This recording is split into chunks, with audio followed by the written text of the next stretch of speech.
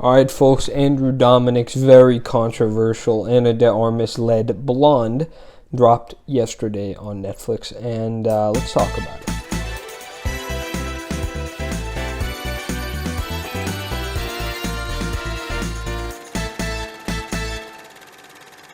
Now, I do want to say a few things before we begin. This film, if you're clicking on this video, you are probably aware of the reputation that the film has, and it has stirred up quite a controversy. And I think a lot of people have correctly pointed out that the film is very clearly intended to drive conversation. It is not intended to be populist or well-liked. It is intended to divide and generate different opinions, which is something film is often very good for. And it's important for having those conversations. That being said, two things. One, I unfortunately have, I believe to my knowledge, only seen one Marilyn Monroe film. I know for a guy looking to get into film and in general who loves film, pretty lackluster. I've seen The Asphalt Jungle, which I believe was her debut, or at least one of her first films. I've seen some Like It Hot, but not the film in its entirety.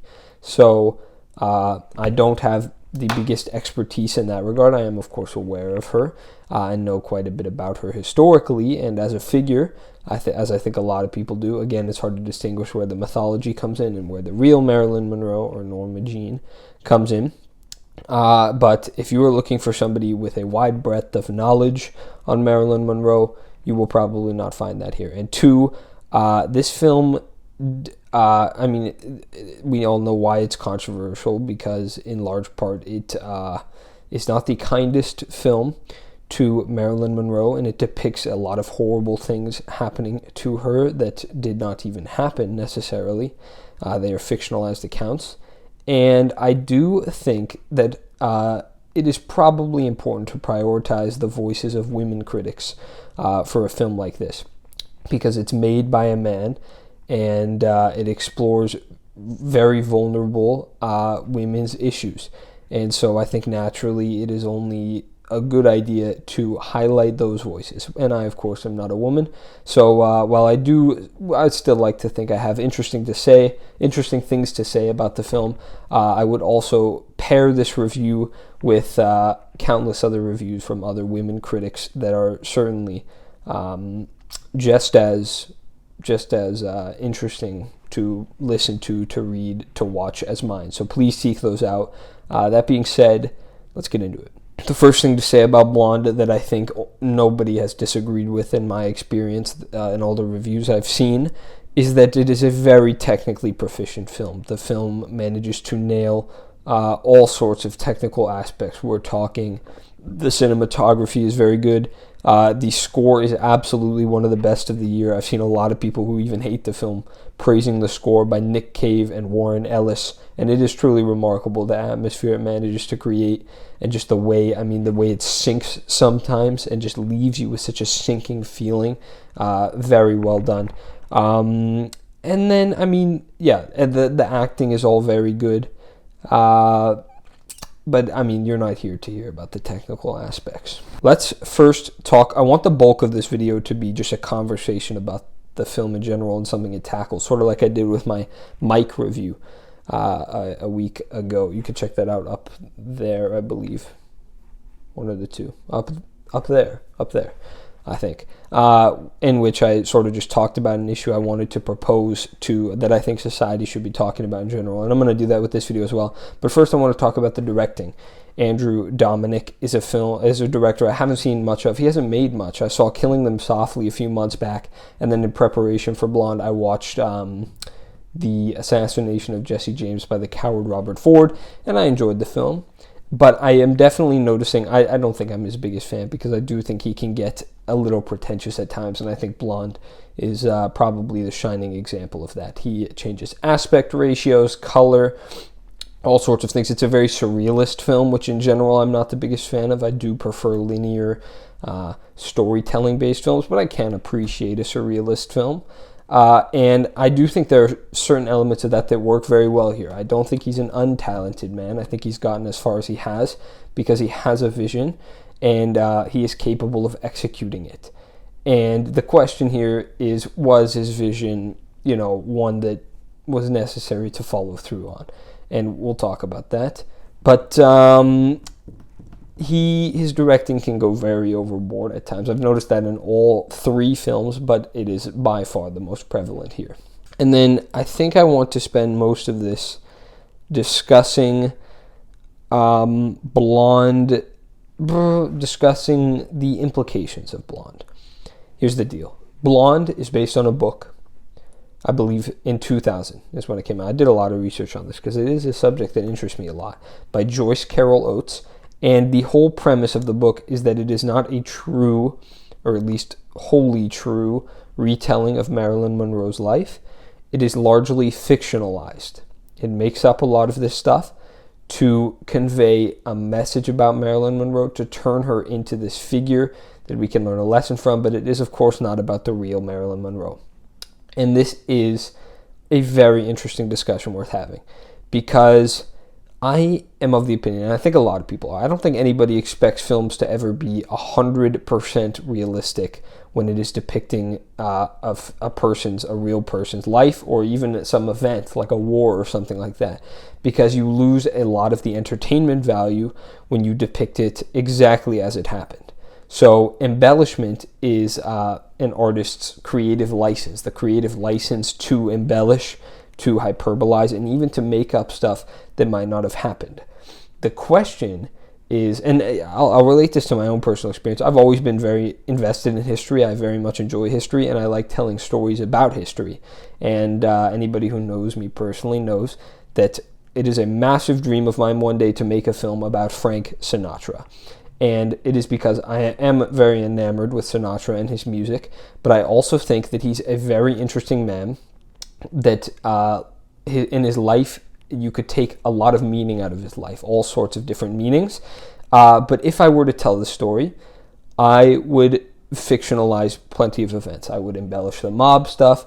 I would embellish the family conflict. I would have to leave out a lot of stuff, just because I think it does a lot towards furthering the message I am trying to tell, and what I gather from Frank Sinatra's life that I am trying to impart upon an audience. And I do think that Dominik's goal, as well as Joyce Carol Oates' goal, was to take Marilyn Monroe's life, to see what they saw in her, and impart that upon an audience, which I've read a lot of interviews with Dominik. In his case, he was really trying to capture the idea that trauma from a young age can really lead to such drastic effects for the rest of a person's life. That was the main thing that I gathered that he was trying to show to the audience. And that's fine. If he gathered that from Marilyn Monroe's story, as well as Oates probably did, and he wants to display that to an audience, then I think it's okay to fictionalize some events in order to have that be the main part of the story.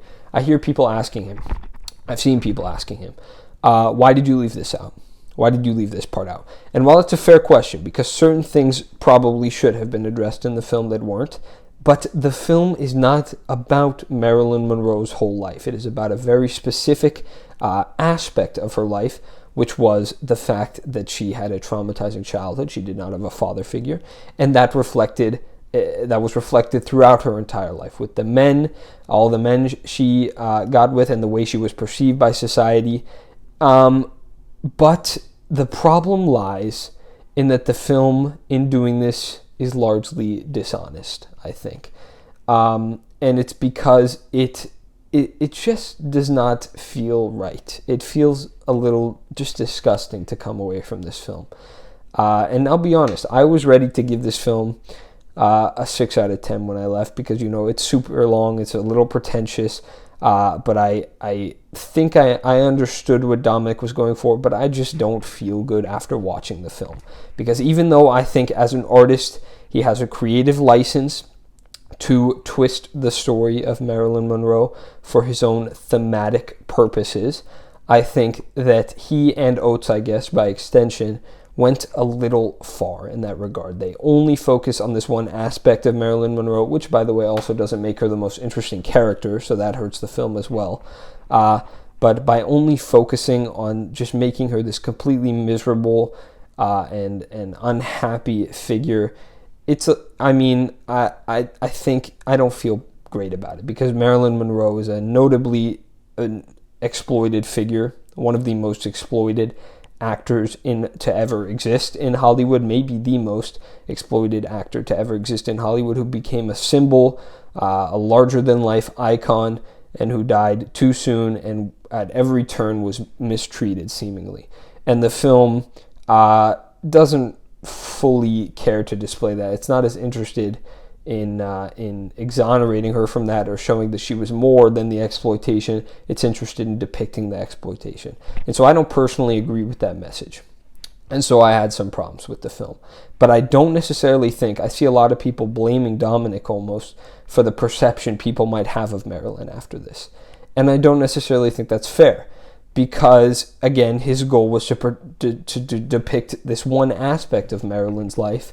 And you will see Marilyn Monroe is a massive public figure. This is not the only thing that will be made about her, right? And I really don't think anybody is leaving this film with this being their only perception of Marilyn Monroe. I think they probably had a mythologized version of her in their mind before, and if anything, this might align itself with that, which could be problematic, or it could completely detract from whatever opinion they had of her before. But, I mean, this is just a large debate about creative license. It's possible I'll change my mind in the future. It's a very nuanced subject, obviously, because, nobody likes to be lied about necessarily for the sake of entertainment value or thematic purposes in this case. But I do think that being able to, again, embellish a story or parts of somebody's life can often contribute to the themes and the overall story. And while I don't think that happens in Blonde necessarily, I don't think that's the problem with Blonde. I think the problem is not that it does that, but that it goes too far in doing that and loses sight of why it did that in the first place. I think it doesn't need, and to clarify, I don't think that the problem is that they lied about some stuff that happened to Marilyn Monroe, or that they embellished anything that happened to Marilyn Monroe, because it was in pursuit of telling a certain kind of story. What I do think is a problem is that they neglected other parts of Marilyn's story, and specifically Marilyn, I mean, again, is this exploited figure, and so you have to be very tasteful when you walk this line, because you don't want to also be exploiting her in the process. And I think the film falters in that regard. So it is not a poorly made film. It is very pretentious. It is very long. I don't think I'll be watching it again. Certainly not anytime soon. And it just does not feel the greatest. You will not leave this film feeling good. And that's not just because of the film is a very depressing film, obviously, but it is in large part because of how it treats Marilyn Monroe. All right, folks, so that is my review of Blonde. I mean, please let me know your thoughts of what you think about just the idea of lying about real people or real events in stories, about embellishing facts. All that stuff is super interesting to me, the implications of when we do that to tell our stories.